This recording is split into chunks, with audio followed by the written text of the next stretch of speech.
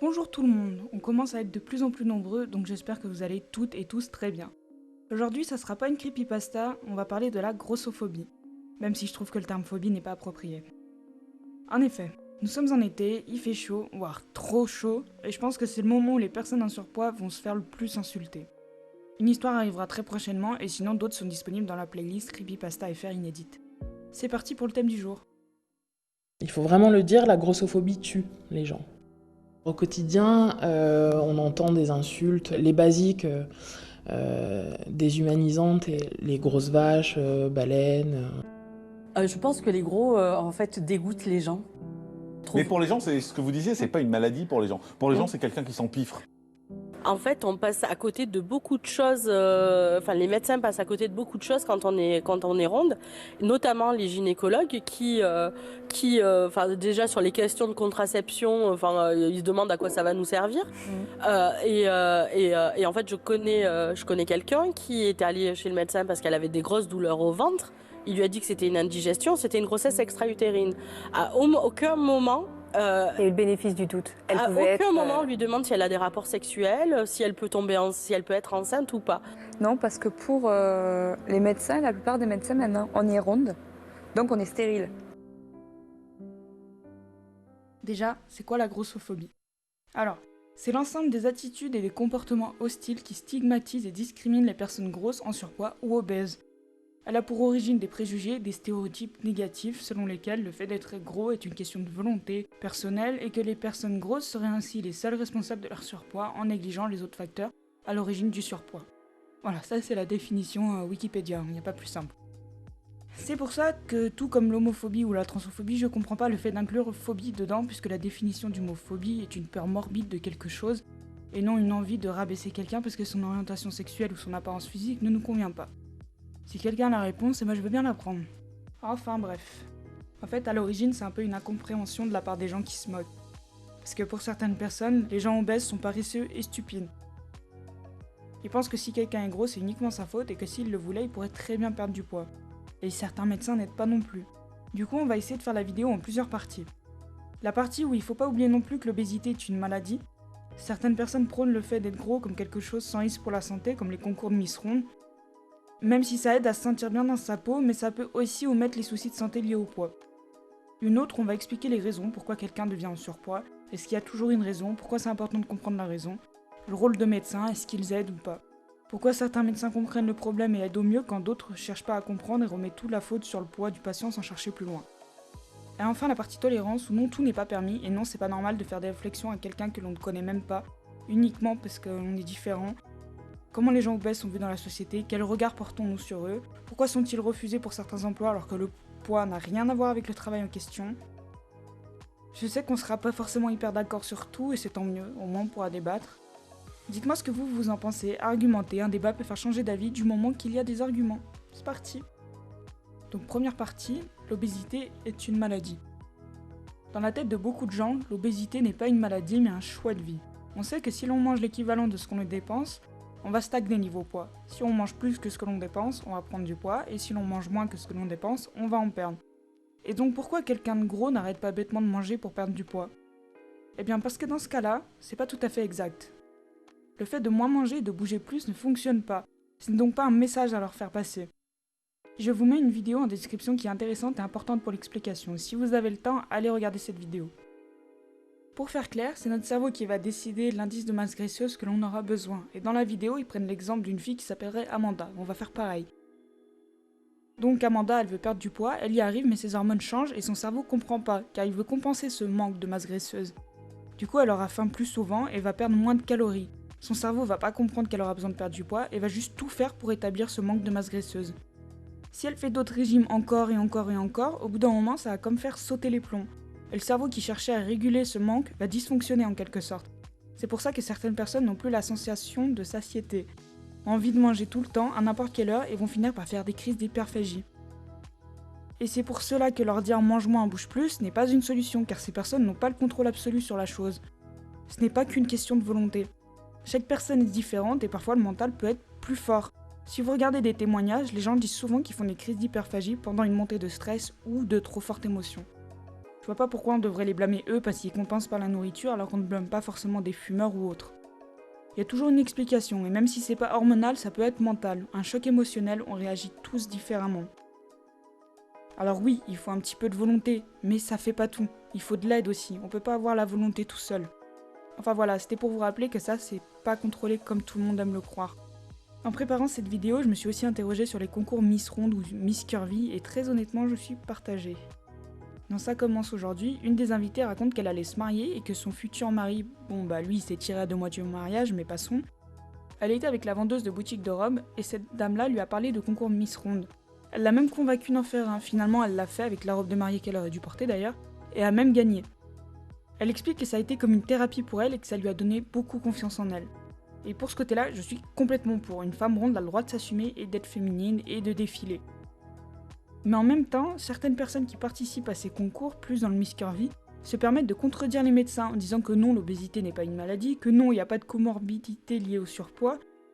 Du coup, c'est comme banaliser ces faits-là alors que c'est important et que le taux de mortalité lié à l'obésité reste très élevé.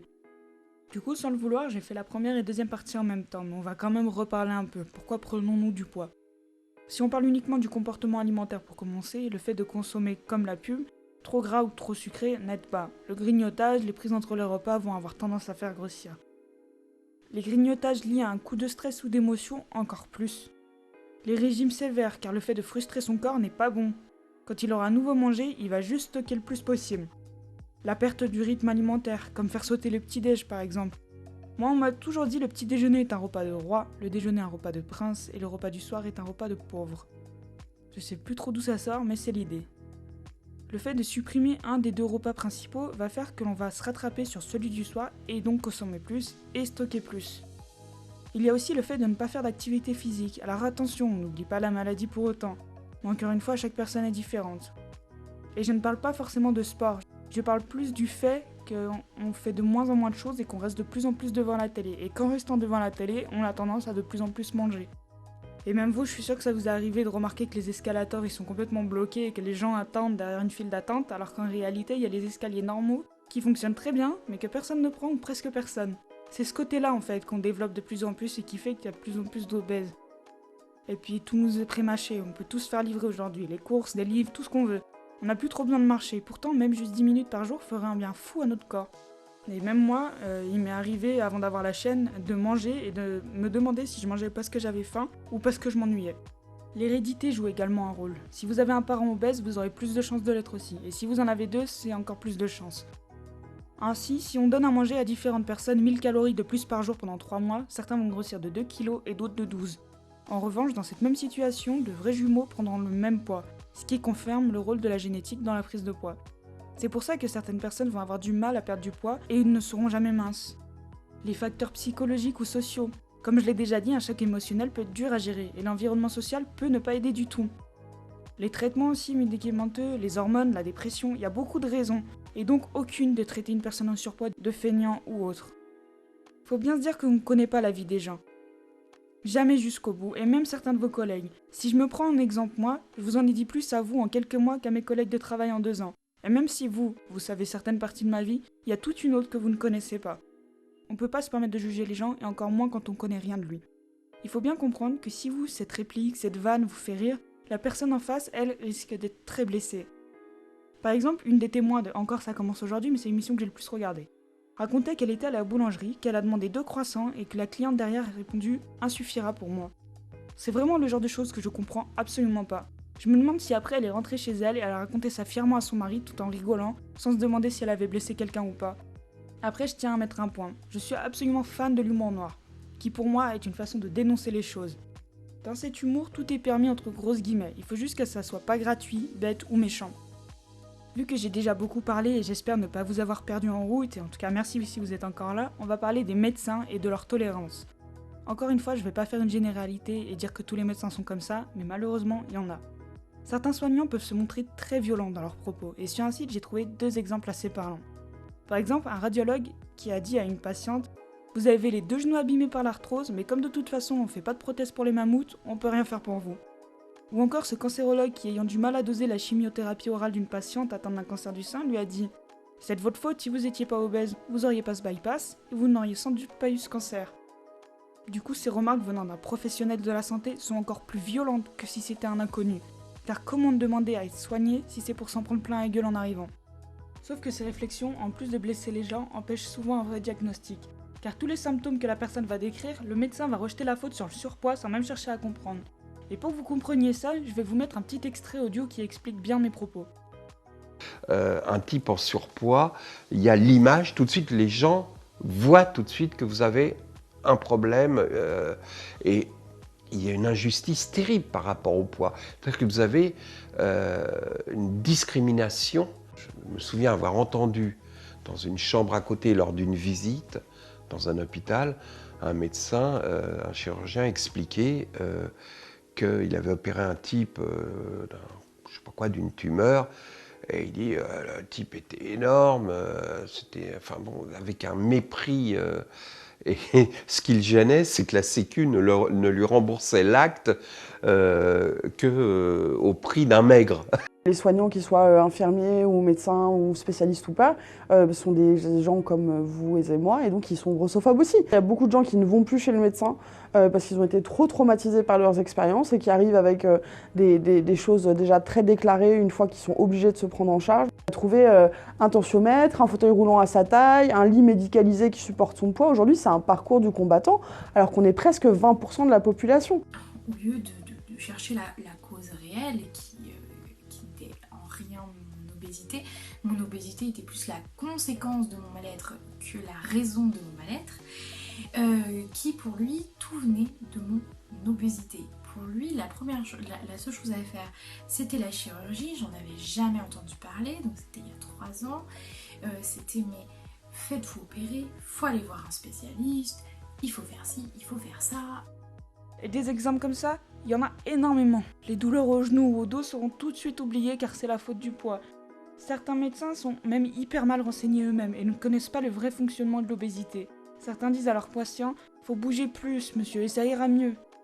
Comment on peut avoir la volonté dans ces cas-là, en fait? Il y a même des discriminations à l'embauche.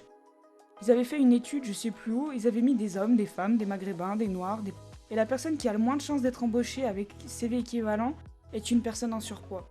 Alors s'il vous plaît, un peu de bienveillance dans ce petit monde horrible. La vie est déjà dure à supporter, encore une fois, pourquoi en rajouter? N'hésitez pas à réagir si quelqu'un se fait insulter dans une boulangerie, dans la rue ou n'importe où. Vous savez, en général, les gens qui insultent les personnes en surpoids n'ont pas beaucoup de courage, et juste leur répondre pourra les faire taire.